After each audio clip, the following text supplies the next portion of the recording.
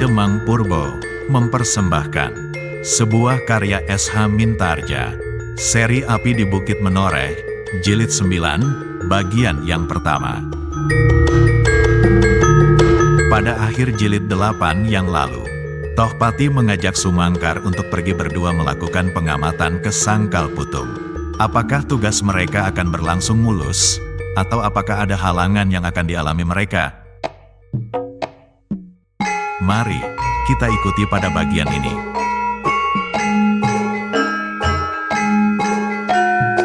Sampai di gubuk alap-alap Jalatunda, Tohpati berhenti. Wajahnya tampak berkerut-kerut. Diangkatnya telinganya sambil bergumam lirih. "Siapa itu, Paman?" Sumangkar menarik pundaknya tinggi-tinggi. Katanya, "Itulah Raden, gambaran kehidupan kita." Tohpati menggeram. Didengarnya sekali lagi suara tertawa perempuan seperti seekor kucing tercekik. Kemudian terdengar suara alap-alap Jalatunda yang muda itu. "Jangan merajuk, anak muda. Tinggalkan istrimu di sini. Ia tidak akan berkurang cantiknya." Yang terdengar kemudian ringkik perempuan. Katanya, "Kembalilah dulu, Kang. Aku ingin tinggal di sini dahulu." Tohpati itu kemudian melihat anak muda yang tinggi kurus dan berkumis jarang. Anak muda yang pernah diajaknya bercakap-cakap. Anak muda yang istrinya jauh lebih tua dan bernama Nyai Pinan. Laki-laki muda itu berjalan tersuruk-suruk dengan wajah yang suram.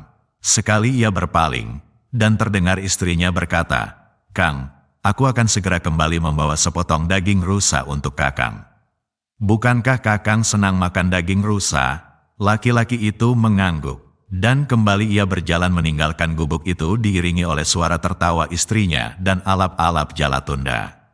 Di antara suara tertawa itu terdengar Nyai Pinan berkata, "Suamiku adalah laki-laki yang baik hati."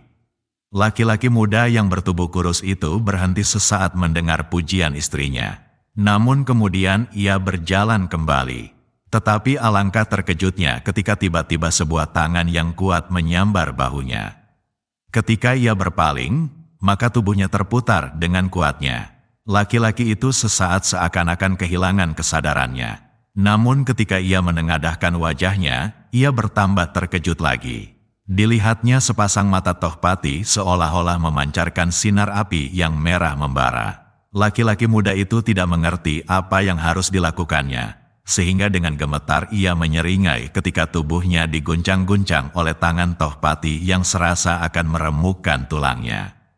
"Kembali masuk ke dalam gubuk itu," teriak Tohpati dengan suara parau dan gemetar, sehingga suaranya seolah-olah telah berubah menjadi suara hantu yang sedang marah.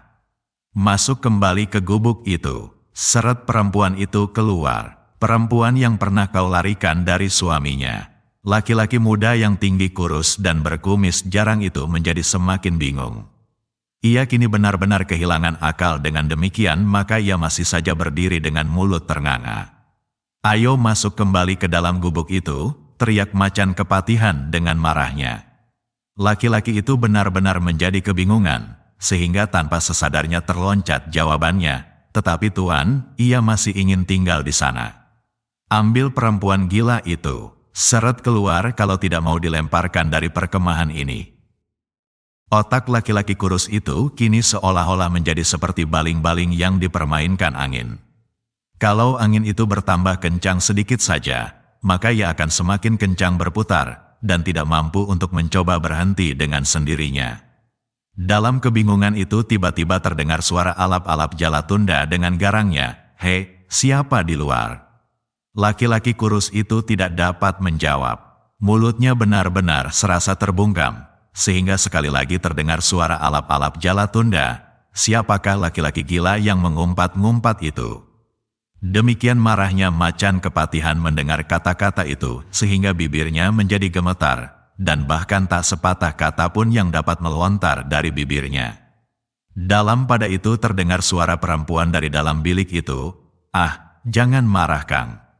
Tunggulah di luar, sebentar lagi antarkan aku kembali ke gubuk suamiku." Bukan main marahnya Macan Kepatihan itu. Dan kemarahannya itu benar-benar menimbulkan keheranan pada Sumangkar yang tua. Apa yang terjadi itu bukanlah barang baru di dalam perkemahan ini. Tetapi agaknya Tohpati tidak pernah menaruh perhatian atasnya. Namun tiba-tiba ada suatu perubahan pada sikapnya. Perubahan yang tak dapat diketahui ujung dan pangkalnya. Namun yang dilihatnya kini macan kepatihan itu tidak dapat lagi mengendalikan kemarahannya. Karena itu, maka tiba-tiba Tohpati itu mengangkat tongkatnya tinggi-tinggi. Sekali ia meloncat mendekati gubuk itu, dan dengan sekuat tenaganya tiang sudut gubuk itu berderak patah, dan runtuhlah sudut gubuk alap-alap Jalatunda. Mendengar suara berderak-derak itu, alangkah terkejutnya alap-alap Jalatunda dan Nyai Pinan. Dengan tangkasnya anak muda itu meloncat ke pintu dan dengan sebuah loncatan yang panjang ia telah berdiri tegak di luar pintu. Tetapi alangkah terkejutnya alap-alap yang garang itu. Demikian ia berdiri tegak. Maka dengan serta-merta sebuah tangan terjulur ke arahnya dan dengan kuatnya menggenggam leher bajunya. Alangkah kuatnya tangan itu. Alap-alap Jalatunda itu serasa kehilangan segenap kekuatannya ketika tangan itu menariknya. Sebelum alap-alap Jalatunda sadar akan keadaannya, maka sebuah tamparan yang keras mengenai pipinya. Kini ia terhuyung-huyung. Tangan yang kuat itu telah tidak menggenggam bajunya lagi, sehingga alap-alap itu terbanting jatuh. Namun sebenarnya tubuh alap-alap Jalatunda itu sedemikian kokohnya. Demikian ia terguling, maka segera ia meloncat berdiri di atas kedua kakinya yang kokoh. Kini barulah ia melihat siapakah laki-laki yang telah menamparnya itu. Seorang laki-laki yang bertubuh tinggi, kekar berkumis tebal melintang. Macan kepatihan. Ketika disadarinya siapa yang berdiri di hadapannya itu, maka berdesirlah hatinya. Tiba-tiba ia tidak lagi bersikap garang. Sekali ia membungkukkan badannya dan berkata, "Maafkan aku, Raden. Aku tidak tahu bahwa Raden berada di sini." Terdengar gigi macan kepatihan gemeretak menahan kemarahannya yang memuncak. Dengan tajamnya ia memandangi wajah alap-alap Jalatunda yang tunduk. Seandainya pada saat itu alap-alap Jalatunda berkata sepatah kata saja, maka wajahnya pasti akan menjadi bengkak, karena Tohpati telah menggenggam tinjunya siap untuk memukul mulut alap-alap Jalatunda itu. Namun untunglah bahwa Sumangkar sempat menenangkannya. Katanya, "Sudahlah Ngger, biarlah ini menjadi pelajaran bagi setiap orang di perkemahan ini." Anak muda itu telah menyesal. Tohpati tidak menjawab. Diedarkannya pandangan matanya berkeliling. Ternyata di sekitar tempat itu telah berdiri berkerumun beberapa orang. Di ujung berdiri seseorang dengan mulut yang bergerak-gerak, sana keling. Meskipun ia tegak dengan wajah tegang, namun mulutnya masih saja mengunyah daging menjangan yang belum sempat ditelannya. Tohpati itu kemudian melangkah selangkah maju. Dengan tongkatnya ia menunjuk ke dalam kekelaman malam, kekelaman hutan di sekitarnya, perempuan yang jahat. "Pergi dari sini, kaulah yang membawa sial dalam laskar kami. Raden, cegah Sumangkar hati-hati, biarkan perempuan ini di sini. Tempatkanlah perempuan itu pada suaminya. Jangan meninggalkan tempat ini. Kalau ia pergi maka suaminya lah yang akan menjadi gantinya." Betapa marahnya macan kepatihan, namun naluri kepemimpinannya segera merayapi otaknya. Karena itu, maka katanya, "Paman benar. Perempuan itu tidak boleh meninggalkan tempat ini." Kemudian katanya kepada laki-laki kurus berkumis jarang, "Kau menjaga istrimu di gubuk ini. Biarlah alap-alap gila itu mencari tempat lain. Kalau istrimu sampai meninggalkan tempat ini, maka lehermu menjadi taruhannya." Laki-laki itu mengangguk-anggukkan kepalanya dalam-dalam sambil gemetar. Ia tidak tahu kenapa istrinya tidak boleh meninggalkan tempat itu. Apakah besok istrinya akan dihukum? Apakah ada persoalan-persoalan lain yang akan dilakukan oleh macan kepatihan itu? Tetapi ia hanya mampu menjawab, "Ya, ya Tuan." Namun Sumangkar yang berpengalaman itu dapat membayangkan apa saja yang akan terjadi seandainya perempuan itu benar-benar meninggalkan perkemahan itu. Perkemahan yang dengan hati-hati dipersiapkan khusus untuk tujuan yang penting. Perkemahan yang dibangun dengan tergesa-gesa untuk mempersiapkan laskar-laskar Jipang yang terpencar di segala penjuru. Kalau perempuan itu lepas dengan luka di hatinya, maka perkemahan itu pasti segera akan hancur. Sebab tidak mustahil, tempat itu pun akan segera diketahui oleh Untara dan Widura. Untunglah bahwa Tohpati segera menyadari pula keadaan itu, sehingga orang-orang Untara belum dapat mengetahui dengan pasti letak perkemahan itu. Hubungan-hubungan yang dibuat dengan orang-orang dalam masih terlalu sulit dan kesempatan untuk itu masih belum dapat diperoleh. Yang baru diketahui oleh orang-orang Untara adalah persiapan-persiapan dan kesibukan dari beberapa orang yang terpencar-pencar. Pemusatan kekuatan di sekitar daerah yang sudah dikenal. Namun secara pasti, tempat itu belum dapat diketahui. Apalagi tempat ini belum lama dibangun, setelah beberapa puluh kali berpindah-pindah. Nyai Pinan kemudian menjadi ketakutan bukan alang kepalang. Merangkak-rangkak ia menangis minta ampun. Bahkan ketika ia hampir sampai di hadapan Tohpati, maka segera ia menjatuhkan dirinya menelungkup. Namun Tohpati tidak menghiraukannya. Sekali lagi matanya beredar di antara orang-orangnya yang berdiri berkerumun sambil menahan gelora hati masing-masing. Dengan lantang ia berkata, "Aku tidak mau melihat perbuatan terkutuk berulang di perkemahan ini." Dan sebelum gema suaranya lenyap dalam kekelaman malam, maka segera Tohpati itu melangkah pergi. Beberapa orang menyibak ke samping memberinya jalan. Tanpa menoleh Tohpati berjalan masuk ke dalam malam yang gelap. Di belakangnya Sumangkar berjalan cepat-cepat. Di ujung perkemahan itu Sumangkar masih sempat meraih sebuah golok pembelah kayu. Kalau mereka pergi ke Sangkal Putung, maka perjalanan itu bukanlah perjalanan tamasya di malam purnama. Sehingga karena itu, maka golok itu akan sangat bermanfaat baginya apabila ditemuinya bahaya di perjalanan. Sepeninggal Tohpati, Sanakeling melangkah maju. Mulutnya yang masih mengunyah daging menjangan itu berkata, "Apakah yang kau lakukan alap-alap kecil?" Alap-alap Jalatunda menundukkan wajahnya.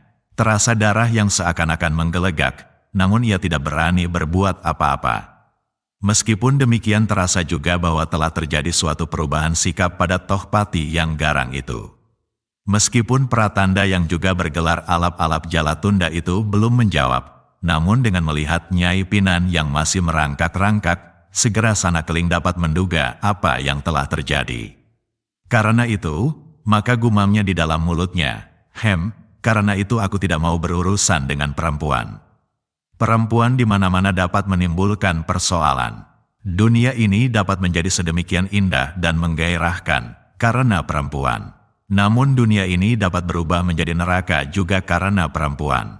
Nah alap-alap kecil, jangan menyesal. Yang sudah biarlah terjadi. Tetapi ingatlah untuk seterusnya, bahwa macan kepatihan yang garang itu membenci perempuan. Alap-alap Jalatunda mengangkat wajahnya. Dilihatnya Sanakeling masih menggerak-gerakkan mulutnya. Tetapi alap-alap Jalatunda tidak berkata apa-apa. Dengan langkah yang gontai ia berjalan meninggalkan tempat itu. Mau kemana? Bertanya Sanakeling. Tidak kemana-mana, sahut alap-alap Jalatunda. Kau tidak boleh menempati gubuk yang hampir roboh itu. Tidurlah di tempatku bersama orang-orangku. Alap-alap Jalatunda menggeleng. Katanya, aku akan tidur bersama orang-orangku sendiri. Sanakeling dengan susah payah menelan segumpal daging yang tidak dapat dikunyahnya. Sesaat rasa kerongkongannya tersumbat. Namun setelah gumpalan daging itu melalui lehernya ia berkata, "Terserahlah, tetapi aku akan berbicara kepadamu." "Datanglah ke gubukku." "Tentang apa?" bertanya alap-alap Jalatunda. "Tidak tentang perempuan," sahut Sanakeling. "Ah," desa alap-alap Jalatunda, "tentang apa?" Sanakeling memandang alap-alap Jalatunda dengan tajamnya. Ia tidak senang mendengar alap-alap itu berkata tajam kepadanya. Meskipun demikian ia menjawab, "Tentang kedudukan kita dan Sangkal Putung. Pergilah, apa yang akan kita bicarakan?" "Pergilah ke gubukku," desak Sanakeling. "Kita bicara di sini saja." Sanakeling mengerutkan keningnya. Katanya, "Hei, apakah kau sudah menjadi gila?" Alap-alap Jalatunda tidak memperdulikannya. Selangkah ia berjalan ke samping sambil bergumam, "Aku akan pergi." "Pergilah ke tempatku. Aku perlu berbicara tentang berbagai persoalan." Alap-alap Jalatunda yang sedang dibakar oleh gejolak hatinya itu menjawab dengan jengkelnya, "Berbicaralah di sini." Sanakeling menjadi marah pula karenanya. Selangkah ia maju sambil menggeram perlahan-lahan, alap-alap kecil. Jangan menjadi gila, kau dihukum karena kesalahanmu. Jangan membuat persoalan baru. Pergi ke gubuk itu, atau kau aku tampar mulutmu di muka anak buahmu. Aku masih merasa berbaik hati kepadamu bahwa aku memperingatkanmu perlahan-lahan. Langkah alap-alap Jalatunda itu terhenti. Alangkah sakit hatinya mendengar geram itu. Tetapi ketika dilihatnya mata Sanakeling yang seolah-olah menyala itu pun, hatinya menjadi kecut. Disadarinya kini kekecilannya di antara para pemimpin Jipang. Sanakeling adalah orang yang garang segarang Plasa Ireng yang telah mati dibunuh oleh Sidanti dengan luka arang keranjang di tubuhnya. Sekali lagi alap-alap Jalatunda terpaksa menahan gelora di dadanya.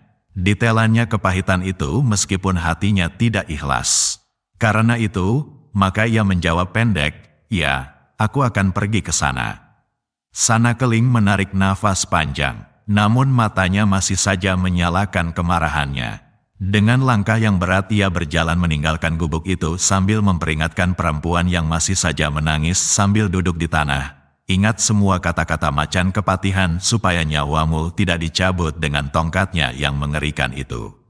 Sekali kepalamu tersentuh kepala tongkatnya, maka otakmu pasti akan berhamburan. Nah, masuklah ke gubuk itu dan jangan meninggalkan tempat ini. Baik Tuan, aku tidak berani melanggar perintah itu. Tangis Nyai Pinan. Sanakeling itu pun kemudian kembali ke gubuknya. Ia dapat mengerti juga kenapa Nyai Pinan tidak boleh meninggalkan tempat itu. Sebab perbuatan itu akan sangat berbahaya bagi rahasia gerombolannya. Alap-alap Jalatunda pun tidak dapat berbuat lain daripada datang memenuhi permintaan Sanakeling. Ia sudah dapat membayangkan apa saja yang akan dikatakan oleh Sanakeling itu. Persiapan untuk menyerbu kembali Sangkal Putung. Dalam pada itu, Tohpati berjalan dengan tergesa-gesa meninggalkan perkemahannya, seakan-akan ia ingin segera pergi sejauh-jauhnya dari tempat itu. Tempat yang dibangunnya sebagai landasannya untuk meloncat ke daerah perbekalan yang subur, Sangkal Putung. Namun perkemahan itu telah menumbuhkan kebencian padanya. Tempat yang terkutuk, tempat yang dipenuhi oleh berbagai ciri kehidupan liar yang benar-benar menjemukan. Ia tidak mengerti apa yang terjadi di dalam dirinya, bahwa baru sekarang ia merasa muak melihat perbuatan-perbuatan itu. Bukankah sebelumnya telah diketahui, setidak-tidaknya pernah didengarnya bahwa hal-hal semacam itu pernah dan bahkan sering terjadi. Kenapa pada saat itu ia tidak berbuat apa-apa? Kenapa pada saat itu dibiarkannya kemaksiatan semacam itu tumbuh seenaknya? Macan kepatihan itu menggeram. Ketika ia berpaling dilihatnya Sumangkar berjalan beberapa langkah di belakangnya sambil menjinjing sebilah golok. "Apakah yang paman bawa itu?" "Golok," sahut Sumangkar. "Untuk apa?" "Tongkat," jawabnya pendek. Tohpati mengerutkan keningnya dan memperlambat langkahnya, sehingga Sumangkar pun berjalan lebih lambat pula. Sekali-sekali macan kepatihan itu berpaling dan akhirnya ia berkata, "Golok itu terlampau pendek untuk dijadikan tongkat." Sumangkar terkejut mendengar kata-kata itu. Cepat ia mencari kawaban yang lain. Katanya, "Tidak Nger. Bukan tongkat sebagai penyangga tubuh. Maksudku, golok ini dapat dipakai untuk menerabas dahan-dahan yang mengganggu jalan." Tohpati itu tersenyum. Katanya dengan nada datar, "Paman ternyata memerlukan juga senjata." Sumangkar tidak menjawab. Ternyata macan kepatihan itu dapat menebak maksudnya. Namun bukankah ia akan pergi ke daerah lawan? Maka adalah kewajibannya untuk berhati-hati. Meskipun demikian Sumangkar itu tidak menjawab. Ia masih saja berjalan di belakang Tohpati sampai mereka muncul dari balik rimbunnya dedaunan yang agak lebat. Demikianlah mereka melangkahkan kaki mereka keluar hutan. Tohpati menarik nafas lega. Seolah-olah ia telah keluar dari suatu daerah yang dibencinya. Suatu daerah yang sama sekali tidak menyenangkan. Seakan-akan ia baru keluar dari suatu tempat yang padat pepat sehingga menyesakkan nafasnya. Ketika Tohpati menengadahkan wajahnya, di langit dilihatnya bulan yang terbelah. Sehelai-sehelai awan yang putih hanyut di bawah arus angin yang lembut. Sekali lagi Tohpati menarik nafas dalam-dalam. Bulan itu tampaknya sangat asing baginya. Sudah beberapa tahun ia melupakan keindahan bulan, langit yang sumeblak, bintang-bintang dan bahkan melupakan apa saja yang dapat memberinya kesegaran seperti malam ini. Angin yang lembut dan daun-daun yang bergerak-gerak dibelai oleh angin yang lembut itu. Desahnya. Sumangkar melangkah lebih cepat lagi, sehingga ia berjalan di samping macan kepatihan itu. Ketika ia mendengar Tohpati itu berdesah, ia berpaling. Tetapi ia tidak bertanya apa-apa. Tohpati masih mengagumi kesegaran angin malam dan kembutan sinar bulan setengah. Cahaya yang redup kekuning-kuningan dan daun-daun yang hijau gelap seperti langit di garis cakrawala. Dari dalam kekelaman malam, menjulang lamat-lamat gunung Merapi menyentuh langit. Paman, tiba-tiba terdengar Tohpati itu berkata, "Umurku sudah cukup banyak paman. Sudah sepertiga abad, tetapi aku merasa tiba-tiba menjadi orang asing di sini. Asing dari alam di sekitarku ini." Sumangkar mengangguk-anggukkan kepalanya. Pertanyaan itu telah mengatakan kepadanya bahwa terjadi sesuatu pergolakan di dalam dada murid saudara seperguruannya itu. Namun Sumangkar menjawab, mungkin Angger merasa asing. Tetapi alam yang Raden anggap asing ini adalah alam yang sehari-hari telah memeluk Angger dalam rangkumannya. Alam ini mengenal Angger dengan baik, sebab Angger adalah bagian daripadanya. Angger telah lahir dari sumber yang sama. Tohpati berdesir mendengar kata-kata Sumangkar itu. Tiba-tiba disadarinya bahwa alam adalah saudara kandungnya. Pepohonan, hutan, gunung, ngarai, bahkan bintang dan bulan, matahari dan seluruh isi angkasa. Semuanya telah tercipta oleh Sabda yang Maha Pencipta, semesta alam dan isinya.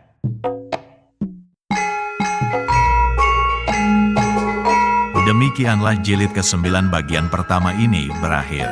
Selanjutnya silahkan ikuti pada bagian kedua yang akan datang. Jika Anda berkenan, silahkan like, share, dan bagi yang belum, jangan lupa subscribe channel Ki Demang Purbo @Cerita Mataram. Nuwun.